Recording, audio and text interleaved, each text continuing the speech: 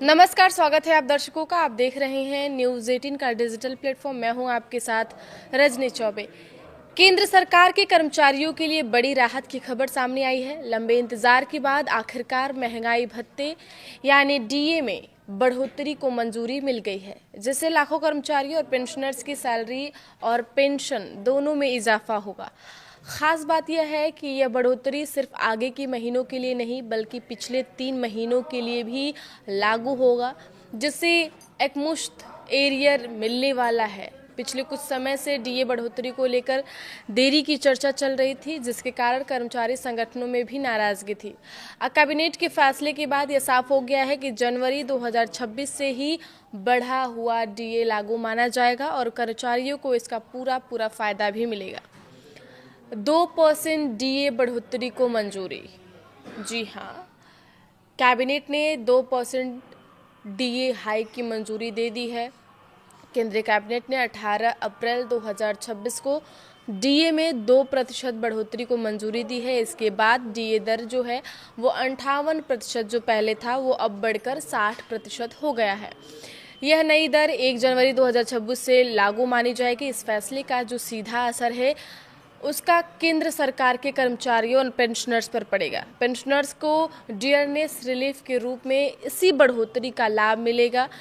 3 महीने का एरियर भी मिलेगा। जी हाँ, देरी से लागू होने की वजह से, चूंकि यह बढ़ोतरी जनवरी 2026 से लागू है, इसलिए कर्मचारियों को जनवरी, फरवरी और मार्च यानी कुल 3 महीनों का एरियर मिलेगा। यह रकम एक साथ सैलरी के साथ क्रेडिट की जाएगी। अधिकांश मामलों में यह एरियर अप्रैल या मई 2026 की सैलरी के साथ खाते में आ सकता है आपके। अब बात कर लेते हैं कि आपको कितना मिलेगा एरियर। तो एरियर की जो राशि है हर कर्मचारी की बेसिक सैलरी पर निर्भर करेगी। उदाहरण के तौर पर अगर किसी कर्मचारी की बेसिक सैलरी वो 56,100 रुपये है तो उसे करीब 3,000 से 4,000 रुपये तक का एरियर मिल सकता है। वहीं जिन कर्मचारियों की बेसिक सैलरी ज़्यादा है उनके लिए ये रकम 10,000 से 20,000 रुपये तक या उससे भी ज़्यादा हो सकता है। सटीक राशि पे लेवल और बेसिक पे के आधार पर तय होगी। अब बात कर लेते हैं कि इस बार इतनी देरी क्यों हुई है इस फैसले को लेने में।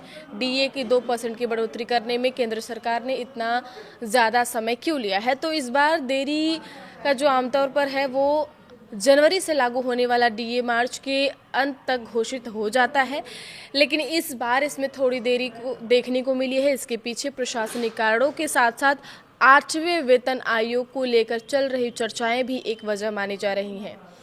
अब कर्मचारी संगठनों ने इस देरी को लेकर सरकार को पत्र भी लिखा था और जल्द घोषणा की मांग भी की थी। इस बढ़ोतरी के लिए कर्मचारियों को किसी तरह का अलग से आवेदन करने की जरूरत नहीं है। सरकार की ओर से आदेश जारी होने के बाद सैलरी में अपने आप संशोधन हो जाएगा। सैलरी स्लिप में नया डीए और एरियर दोनों साफ दिखाई देंगे। अब अगले डीए बढ़ोतरी जुलाई 2026 से लागू होने की उम्मीद है। मौजूदा महंगाई के ट्रेंड को देखते हुए इसमें करीब 3% तक बढ़ोतरी का अनुमान लगाया जा रहा है।